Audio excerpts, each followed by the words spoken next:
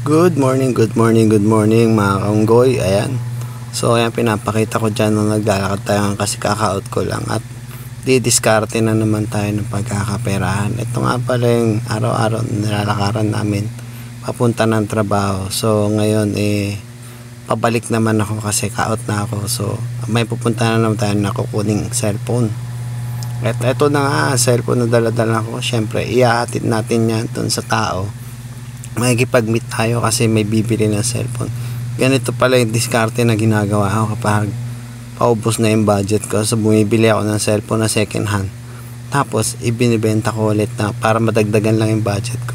So yun, ginawa ko na rin to kasi nag-iipon ako nung time na may babayaran ako. Ayan, ginagawa ko yan. So ganyan lang yung mga diskarte na natutunan ko dito sa Taiwan. So kayo, kung kailangan nyo ng diskarte, message na lang ako. So ito na nga, nagbabike na nga tayo ng U-bike.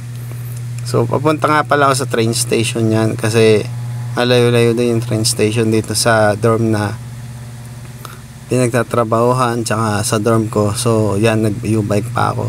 Dadala-dala ko yung cellphone kasi baka mabugbog dun sa bag. Yan, so yan, nagmamadali na nga tayo. Yan guys, tingnan nyo naman gaano kabilis naman magpatakbo. Yan, umabot ang 90 kph. So ayan na nga, ang bilis ko magpatakbo niyan guys, pero nakasum yan. Speed lang yan. At ito na nga, nakita ko mayroon sumulpot bigla na sasakyan sa gilid ko, pero hindi ko yung pinansin. Kalma lang tayo, kalma lang guys. So ayan na nga, ito yung kalimitang araw-araw na dinadaanan ng mga tao dito sa Taiwan. Kita nyo naman, mga ka-traffic mayat maya ang mga sasakyan. So ayan, ito na nga, tadan, naglalakad na nga tayo, malapit na tayo sa train station. Yan. So ayan, malapit na tayo sa train station na pupuntahan natin. Bababa lang tayo sa hagdan at tsaran, ito nga pala ang cellphone na ibibenta natin sa tao. So ayan, iPhone 11. Ayan, kita nyo naman guys, napakaganda nyan. So sulit na sulit yan. Nabili ko nga lang pala siya ng ganito. So ayan, tinesting ko muna habang naghihintay. Tinesting ko muna yung iPhone, baka merong mamalya, para alam natin kagad. So ayan, sinicheck ko muna siya kung goods naman. And all goods. Ayan. At ito na nga, palakad na nga tayo at malapit na tayo sa pagkikitaan ng tao. At na-excite na, medyo kinakabahan tayo, pero matik yan dong. Makukuha yan maya maya lang. So ayan, nagpakit pa nga ako. At tsaran!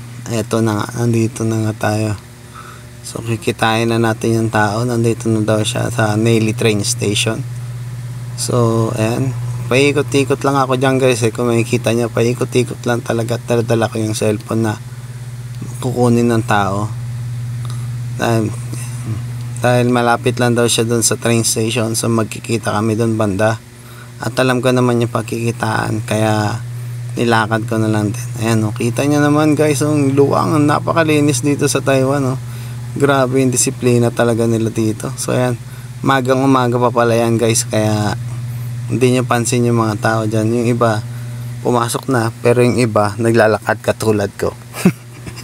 So ayan, may mga wawan pa rin pala dito guys. Ayan, well, wag na, baka matukso tayo dyan. So ayan, habang naglalakad tanga tayo, yan. At yan pa, yan, lahat yan, hindi yan atin. May mga ibig pa dito, mga nakaparking. Ayan, grabe, ganda naman ang sikat ng araw. Grabe yan, sarap. So ayan, pinapakita ko lang sa inyo kung gaano kaganda dito sa Taiwan. Tapos mga dito nga pala sa mga bike, ayan, pwede kang kumuha dyan, wag. May mga may-ari niyan. So ayan, parkingan dito yan. May mga CCTV yan, kaya negative ka dyan. Ayun, nandun nga pala yung tao na kikitain natin sa park na yun. So lakad pa tayong konti para maging pera na itong hawak-hawak nating cellphone. So ayan, dire-diretso lang tayo dyan guys. At charot, pera na. Hindi nga pala nagpa-video yung may-ari. Kaya yun, nasira ko na naman yung 5 minuto nyo.